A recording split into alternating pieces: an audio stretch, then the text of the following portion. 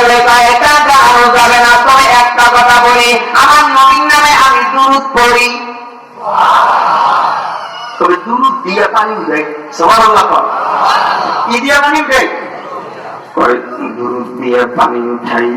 কয় আর যেন কি কয় আর একটা দোয়া আছে, যে দোয়াটা মানুষের বলে ইসমে আযম। কয় দোয়া করে আমি নবী দুরূদ পড়ে আমি পানিগুলি জমা করে এটা বলার পরে মাগো তুমি দুরূদটা একটু লেখা দাও। কয় নবীর অনুমতি ছাড়া আমি এটা লিখতে পারবো না, আপনি চলে যান চলে যান। এই কথা বলার পরে আল্লাহ বান্দা আমার জানের নবী আল্লাহ বান্দা চলে গেলেন বিভিন্ন দেশের মধ্যে গিয়ে বাবা নবীর দুরূদ লিখলেন। লিখতে 500 দুরূদ লেখছে। 500 দুরূদ লেখা এবার ওই কাগজটারে আইনা এবার মেয়েটার ঘরের মধ্যে চলে গেলেন।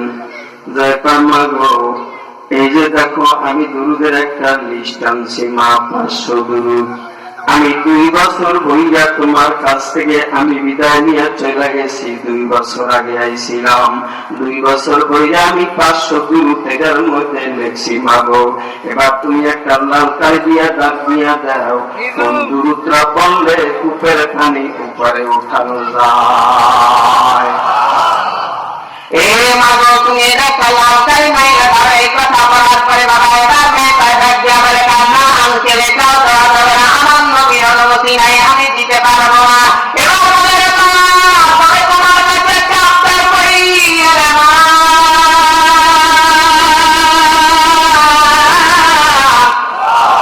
একটা আবদার করি রে মা,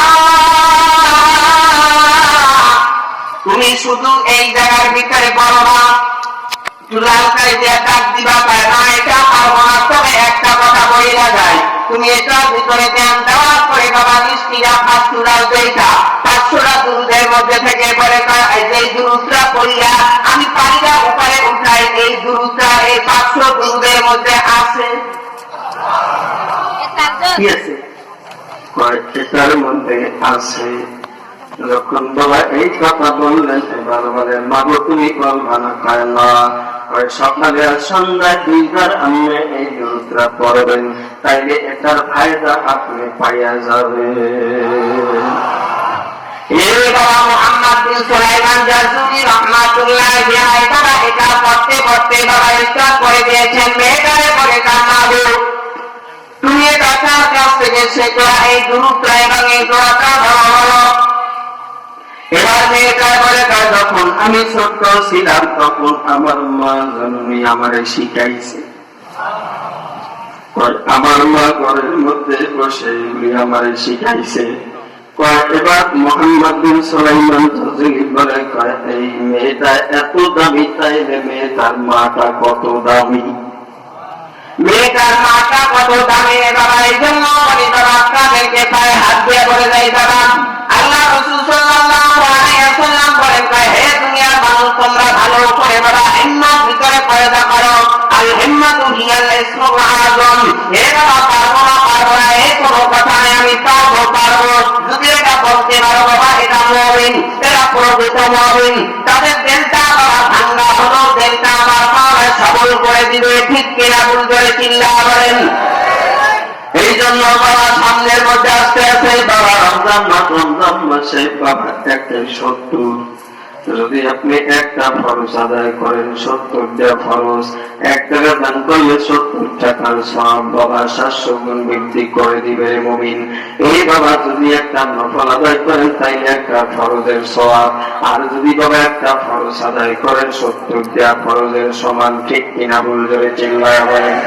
এই বাবা রমজান মাসে রোজায় তার জিন্দেগি চালাই দেন, আল্লাহর ফজলে করবে জিন্দেগি বলতে গেলে আমরা ডাইরেক্ট মাওলার জান্নাতে ঢুকবে। জনে বলেন ঠিক কিনা? ভুল। আল্লাহ পাক রব্বুল আলামিন তাকের মধ্যে বলেন মান জাআ বিল হাসানাতি ফালাহু আশরু আমসালিহা। যদি কোন মানুষ 1 টাকা দান করে একে আল্লাহ 10 গুণ দিয়ে দেয়।